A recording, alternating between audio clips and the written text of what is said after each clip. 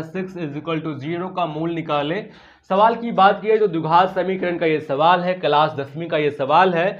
इस प्रकार के सवाल में हम कैसे बनाते हैं, यानी कि मूल को कैसे निकालते हैं। जैसे कि यहाँ पे हमें जो इक्वेशन दिया गया है 2x² plus x minus 6 is equal to 0, इसका हम गुणनखंड करके कैसे मूल निकालेंगे। देखिए सबसे पहले आपको समझना होगा जो ये पहला टर्म है यानी कि x² वाला, और ये जो चर पद अचर पद है, इस दोनों को गुणा करके देखेंगे कितना होता है। यानी कि इसको गुणा करेंगे तो -12x² होगा। क्या होगा? -12x²। यानी कि हमें इसको इस प्रकार लिखना है कि हमें गुणा करने के बाद -12x² मिले तथा जोड़ने और घटाने पे हमें जोड़ने और घटाने पे हमें x मिले। क्या मिले? जोड़ने घटाने पे x मिले। बहुत सारे स्टूडेंट्स जो है गुणनखंड नहीं कर पाते, इसको तोड़ नहीं पाते इस प्रकार दो संख्या में कि गुणा करने पर हमें इस दोनों का गुणा करके जितना आएगा वो मिले और जोड़ने या घटाने पर हमें ये 20 वाली संख्या मिले। तो क्या करेंगे, सबसे पहले मैं आपको गुणनखंड करना सिखाता हूँ। वैसे इसका तो आप मन में ही बता सकते, लेकिन मैं आपको पूरा प्रक्रिया बताता हूँ। क्या करना होता है, सबसे पहले हमें ये देखना होता है कि ये जो समीकरण दी गई है इसमें जो अचर पद है यानी कि ये वाला ये है 6 यानी कि, और ये जो है 2x², इस दोनों को गुणा करेंगे हम तो ये हो जाएगा 12। क्या होगा? 12। तो हमें जो संख्या मिल रही है वो मिल रही है 12। क्या मिल रहा है? 12। यानी कि 12 को इस प्रकार से ब्रेक करना है कि गुणा करने पे 12 आए और साथ ही जोड़ने या घटाने पे हमें यहाँ पे x है तो x मिले। क्या हम इस 12 को अगर दूध से तोड़ेंगे तो 2 छक्के 12, 2 तिया 6, तो कुछ इस प्रकार से ये यहाँ पे गुणनखंड के रूप में आ जाती है। तो हम यहाँ से ये समझ में आती है, अगर मैं यहाँ पे 2 दूना 4 और 3 ये दो संख्या ले लूँ तो गुणा करने पर हमें 12 मिल जाएगा। लेकिन सवाल यह है कि यहाँ पे -12 आना चाहिए क्योंकि यहाँ पे -6 है।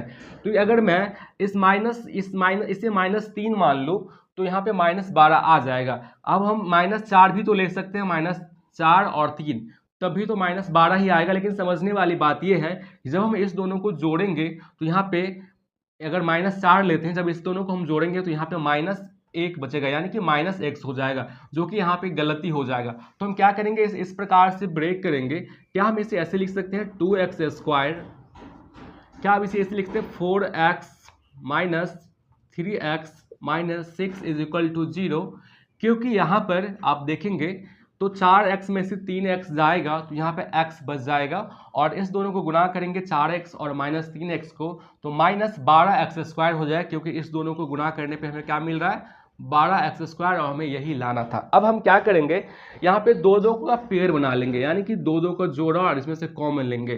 तो इस दोनों में आपको क्या कॉमन लग रहा है? हमें तो यहाँ पे लग रहा है 2 बाहर आ सकता है क्योंकि यहाँ में भी 2 होगा, 2 दूना 4 और साथ ही x बाहर आ सकता है, यानी कि हम यहाँ से 2x बाहर ले सकते हैं यानी कि कॉमन ले सकते हैं। तो यहाँ पे क्या बचेगा? x बचेगा और यहाँ पे 2 बचेगा। ठीक उसी प्रकार इस दोनों में क्या कॉमन आ सकता है, तो यहाँ पे 3 निकल सकता है और यहाँ पे 3 दूना 6 निकल सकता है। तो यहाँ पे मैं -3 कॉमन ले लूंगा तो यहाँ बचेगा x और -3 कॉमन लेंगे तो यहाँ पे माइनस माइनस क्या हो जाएगा? प्लस, और यहाँ पे बचेगा 3 दूना 6।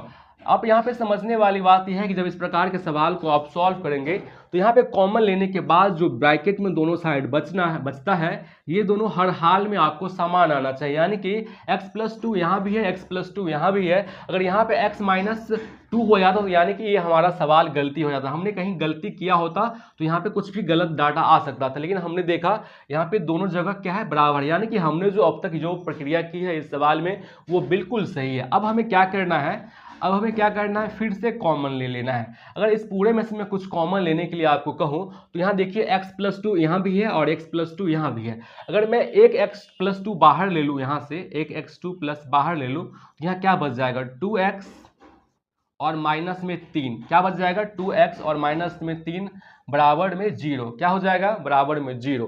अब यहाँ पे कुछ लोगों को कुछ चीज़ें समझ में नहीं आती है। अगर बताए हम और जैसे कोई भी शिक्षक बताते हैं इस सवाल को तो यहाँ पे सीधा क्या कर देते हैं कि x+2 बराबर 0 और x का मान आ गया -2 और 2x - 3 बराबर 0 और 2x बराबर 3 बट्टा x बराबर 3/2 इस प्रकार से बना देते हैं। लेकिन स्टूडेंट को यहाँ पे एक चीज़ जो समझने में दिक्कत होती है मैं उससे क्लियर करना चाहूँगा।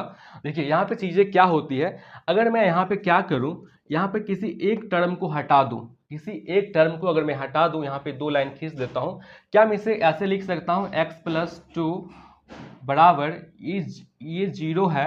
अगर मैं इसको इस साइड भेज दूंगा 2x माइनस 3, तो ये क्या हो जाएगा 0, ये पूरा क्या हो जाएगा 0 हो जाएगा। क्या हो जाएगा x प्लस 2 बराबर क्या हो जाएगा ये 0, यानी कि यहाँ से x बराबर -2 आ जाएगा। ठीक उसी प्रकार अगर मैं यहाँ करूँ x 2x माइनस 3 बराबर 0 बट्टा में x प्लस 2 कर दूं तो 2x माइनस 3 बराबर क्या हो जाएगा 0, यानी कि 2x बराबर 3, x बराबर 3/2, x बराबर 3/2 और x का मान -2। यही वो दो मूल होगा जो कि इस प्रश्न का आंसर होगा। जो कि ये प्रक्रिया है, ये समझने वाली बात है कि ऐसे कैसे होता है, लेकिन इतना हमें नहीं करना होता है। जब हम सवाल को बनाते हैं तो सीधा क्या करते हैं, इतना हम नहीं लिखते। मैंने आपको ये इसलिए बताया कि ये होता कैसे एक्चुअली में। दरअसल हम क्या कर लेते हैं यहाँ पर x प्लस 2 बराबर 0 कर लेते हैं एक संख्या के लिए, और x बराबर -2, यहाँ पे एक x का मान ये आ गया। दूसरा में क्या करते हैं 2x माइनस 3 बराबर 0, यानी कि 2x बराबर -3 इससे हट जाएगा तो +3 हो जाएगा, x बराबर 3/2। तो यहाँ पे मूल क्या हो जाएगा, मूल बराबर क्या हो जाएगा -2 और 3/2, -2 और 3/2 इस प्रश्न का आंसर हो जाएगा।